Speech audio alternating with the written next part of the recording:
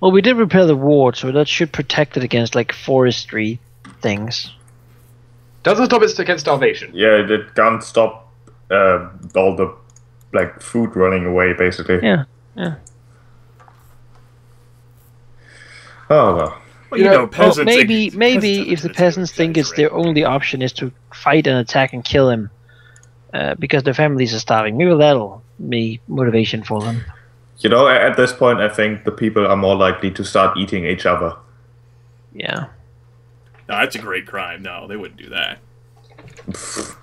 But punching killing a children young boy to death for using red feathered arrows. Oh, that's legitimate. those people, especially that one guy who talked for them, such a dick. Yeah. I did think about going up and just like invisibly aciding his face, but that seemed a bit cool. I didn't really have a shut up spell. No. So I light fire to his pants or something. I used the light fire to his pants spell. I have a cantrip that could do that. A ritual of pants on fire. I'd say fire pants are flammable. I don't think I would allow you to use a cantrip to set someone's worn pants on fire. Hair. Could I do a targeted version of my flaming bolt? You shoot him with a flaming bolt? Yeah. Yeah, I use my flaming bolt, I just happen to be aiming for the pants, not No, anywhere that's else. an actual attack spell. I could allow that.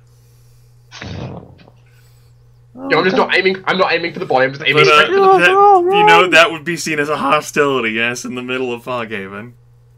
Also, as a note, the spell does have the ability to set someone on fire. 1d8 ongoing. And then the Lord Wizard would have to come out of the fucking rampant badger. Oh yeah, he's gonna stop us, but not stop them from murdering a child. Well, you know, there's a difference between what he expects of the plebs and what he expects of adventurers. Also, loyal servants of the Empire and Archmage, which we toasted to. Of course. Really could use the Archmage here for a day. He could solve all this shit. No real issue. Just saying. What's the Emperor doing fighting in an arena? Just provinces here with plenty of fights to go around. It's all rumors, man. You can't believe everything the peasants say. Should ride in on the blue, just attack that. Just saying. Do you believe these peasants when they say they killed the kid? I mean, the kid killed the druid. Well, obviously not. No. Then how can you believe them saying the king's going to participate? That's right. If you're willing to believe that the peasants are suspect on one thing, then they're suspect for everything, right? Peasants are suspect, period. That's right. You can't trust peasants. Why do we have them around? Or adventurers, or burglars. Silly human caste system. You really can't trust anyone outside your adventuring party. Really? I mean, you can't fucking trust any of the NPCs you've talked to or like pumped for information or anything over the past 3 sessions. No one's reliable. We don't know anything about them. Right. What's your story? You know, I did stuff. Let's just have a long chat. Let's just like, where are you from? How you been? How's your family? They're dead. Very unfortunate. Sorry for your loss. Fucking druids. then you find out they died by the Archmage's hand. Yeah, he doesn't kill bad, but good people. I think at this point that's basically the title of this campaign. Fucking druids. Yeah, the root of all evil. Grimith takes on Europe? No. Fucking druids. Yeah. At the beginning, it's like a statement, and the end, it's like an action. It's an exclamation. Yeah. Mm. I'm glad you like my grass. Sheep. It's not unusual. Nice. You want to graze on it, don't you? I will admit, it's an unusual thing to It's really difficult to find a really good grass texture.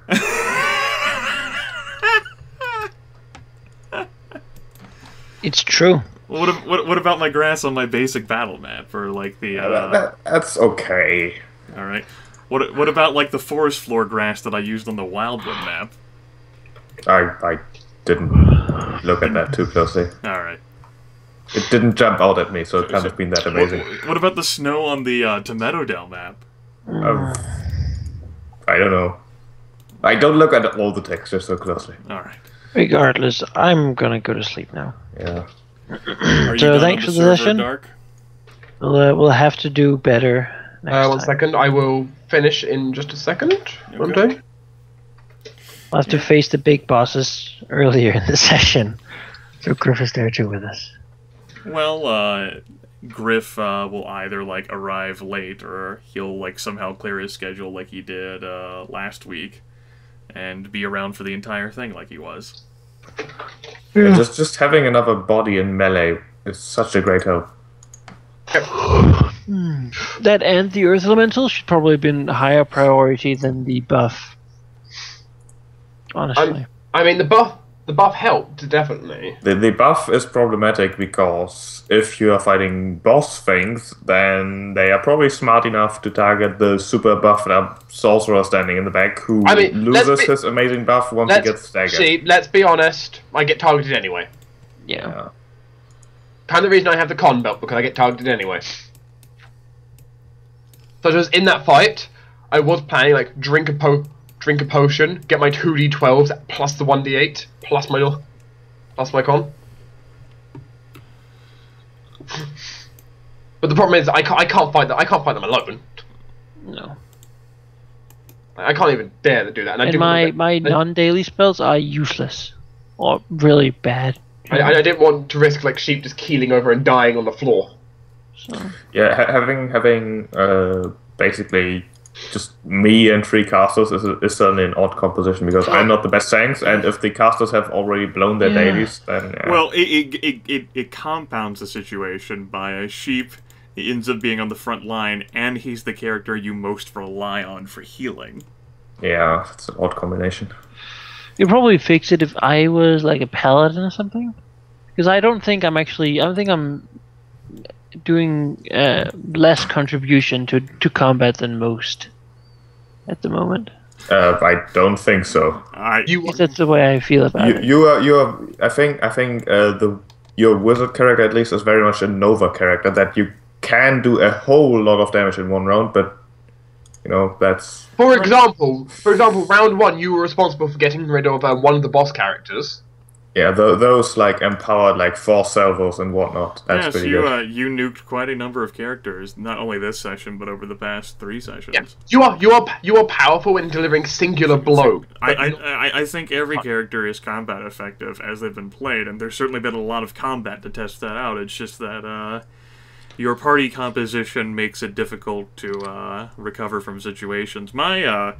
My group that I had as a player, where it's 3 rangers, a rogue monk, and a necromancer. I mean, I ended up being the healer with my necromantic abilities, but even then, we didn't get pushed to the brink in these sessions. Like, I know how boring those battles are because of how many resources we'd always have at the end before we get a full heal up. So as a result, I'm pushing you guys so that you can have these challenging, meaningful battles instead of being like, oh, well, we get a full heal up and I've got like fucking 3 dailies left. What the fuck do I do?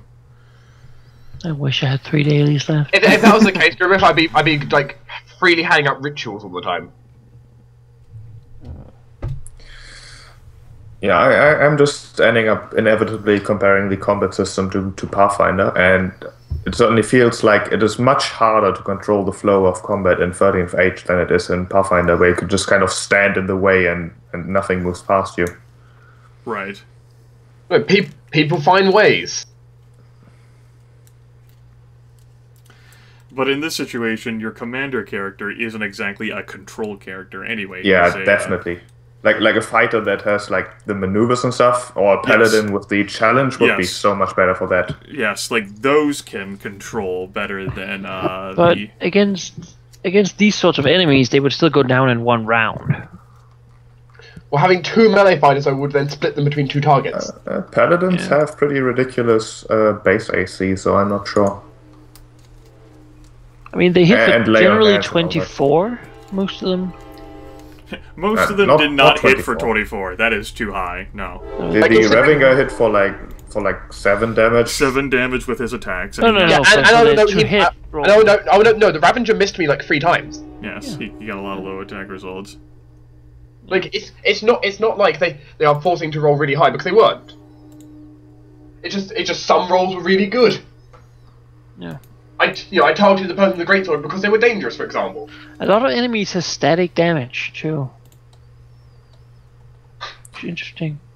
I have noticed that a lot of enemies have static damage while we have much more variable damage. Well, interesting effect. But all of your enemies have static damage. That's how monsters are designed in 13th Age, and that's because it's designed for an actual table where rolling dice can just be a little bit tedious. And so there's some strategy involved in like the players like knowing to an extent, and instead the cool effects don't come through damage. It's all of the things that can trigger on your natural evens, or your natural odds, or your natural 16 pluses, or your misses, or whatever. Natural 12 pluses, or your natural 1 black boost. So instead of like varying damage, they do on average lower damage than you folks do. They just have some cool things that can trigger. And certainly you guys can have cool things that trigger too if you pick those things. You know, my Chaos Bolt is notorious for having that random effect all the time. That goes off. Which is not powerful yet, but it gets more powerful later.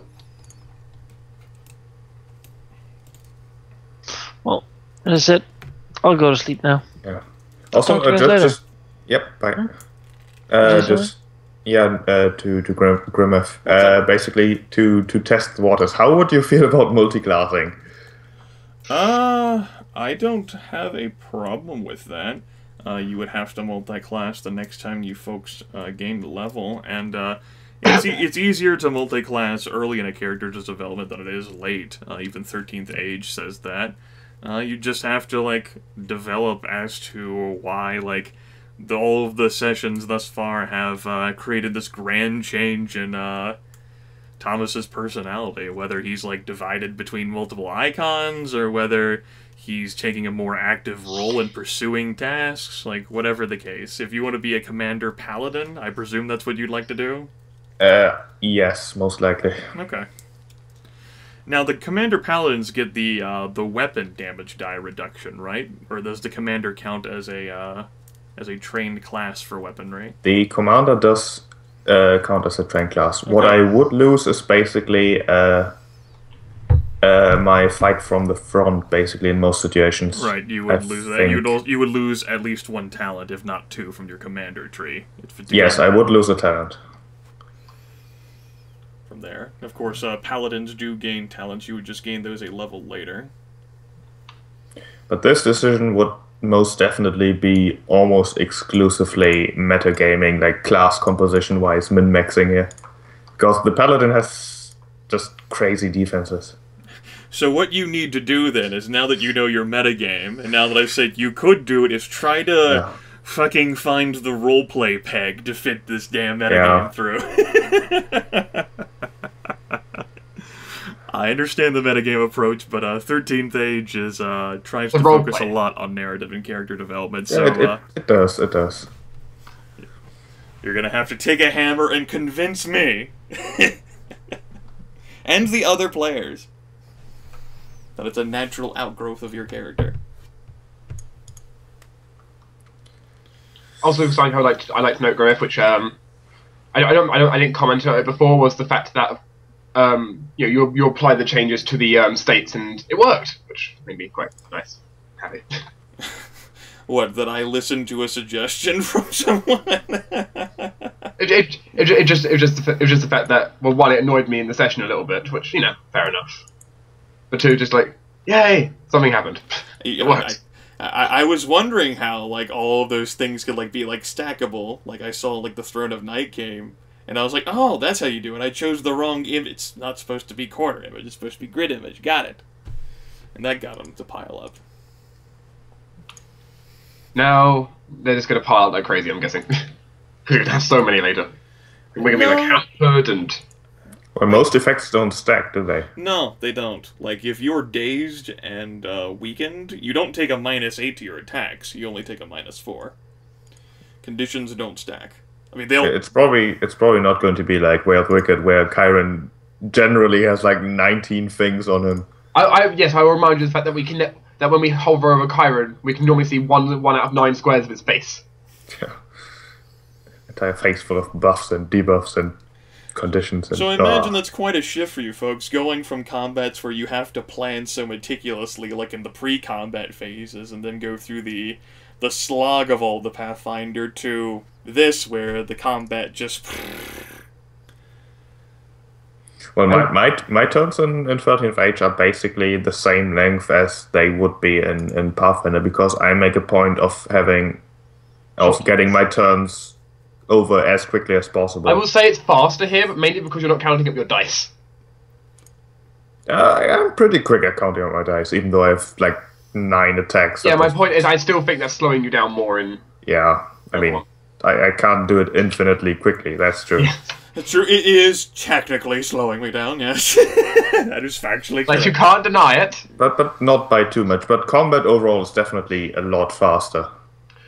It's one thing I do like, and I'm definitely enjoying 13th Age. It feels a lot nicer than Pathfinder. It might be possibly because, as I was speaking to Manaki the other day about, it's possible that some of us are starting to just get to the point now where Pathfinder is becoming more a grind in some ways, because we now got to the high level and we kind of experienced like the full arc of the combat, and it's like...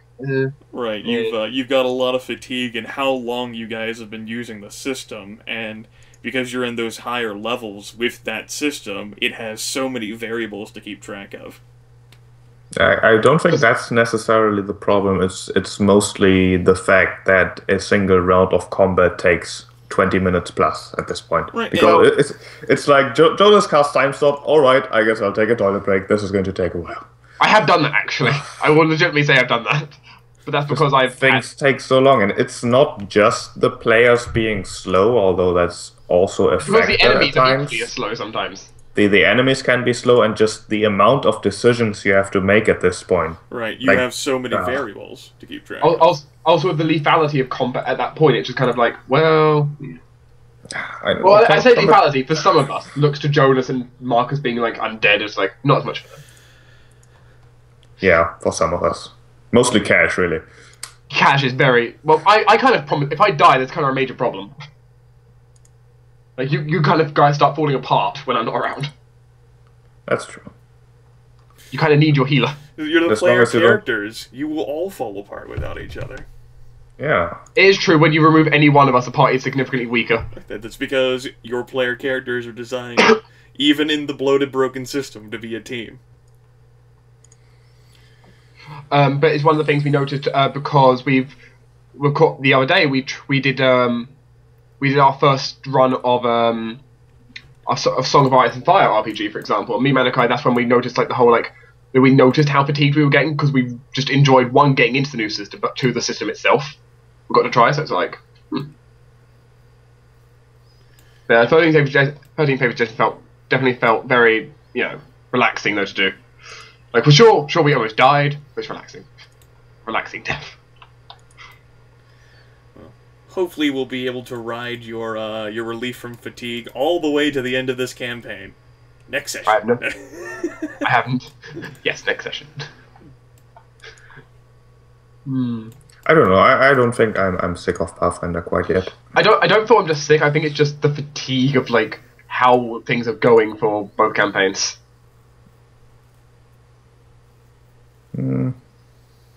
Some people like other systems more. Sheep is clearly interested in Pathfinder. I only played it the one time in Throne of Night, and I didn't find it that interesting, but I have been with 3.5 for a very long time. Yeah, that's something else, which is I had heavy doses of 3.5 before I came into Pathfinder as well. I basically played that exclusively until basically Manaki dragged me into Pathfinder. Yeah, I just like the combination of high fantasy with lots and lots of options. Which, lots and lots of options, even Pathfinder at this point is getting a bit like 3.5 syndrome. Like, I switched to German there for a moment. Basically, it's getting bloated at this point. If you remember the website for 3.5 that used to have all the books on it, like, you remember how ridiculous it started getting. Number of rule books. Right. I don't know. I like the spreadsheet calculation min-maxing part of Pathfinder. Yeah, that is one of the things which I noticed between like you and Manaki. You and Manaki really love trying to like pull the most out of it like that. Which to me, the first time I found out Manaki was doing that, it made me quirk my head. That's like, I don't think I'm going overboard though, because if you make like the super Hulk character in Pathfinder, then combat just gets ridiculous. Like ridiculous as in one round and the boss guy just falls over. Wait, Karen does that. Karen's already done that before though. Karen is not a min-maxed character. Karen is just I went with like basically last-minute decisions all the way through, and it worked. And it worked. Yeah, I can't deny that. I'm just saying, Karen has done that exact same effect a number of times in the campaign. Karen could have been a lot stronger. I'm talking at our current level. I could have probably plus 10 to hit compared to what I have now. All right. Are there any other questions or comments about this game that you played today? Yes, let's get back more towards the topic. What's happened today? Other than being slightly sad that how much we failed in the town centre, that disheartened me quite a bit. That was just disappointing. Yeah. There's not a whole lot you can do when you roll a fucking 2, 3, 4, 7, and then Gryph with the 19. Yeah. You felt. Yeah, I'm sure you felt it. You know, some of us really tried hard in those speeches. It's like, we really tried to help. It's like, no. It's like everyone of us tried to salvage the situation from the last guy basically saying anything, and then we all just made it worse. I think we did decently well. And for a long time the DC was going down and down and down. I mean, went up at one point, but on the other hand, failing now probably makes succeeding later so much better. That's right. It makes it invests you in the heroic story even more. That's what the campaign loss mechanic is for. Like, heroes fail in stories, and that just makes their victory all the sweeter. Failure it can be a motivating tool. Right. I am gonna go run my air conditioner and leave you two Euros to discuss Euro things. No, I will probably discuss bed. I'll probably discuss YouTube videos or something. And try to look up, like, the 13th Age strategy guides. Like, there's not 20 things about 13th Age that you did not yet consider. Click here. You'll have to show me that. It sounds like clickbait, though. It is. Fucking clickbait. Alright, that is the end of the session. Talk to you folks later.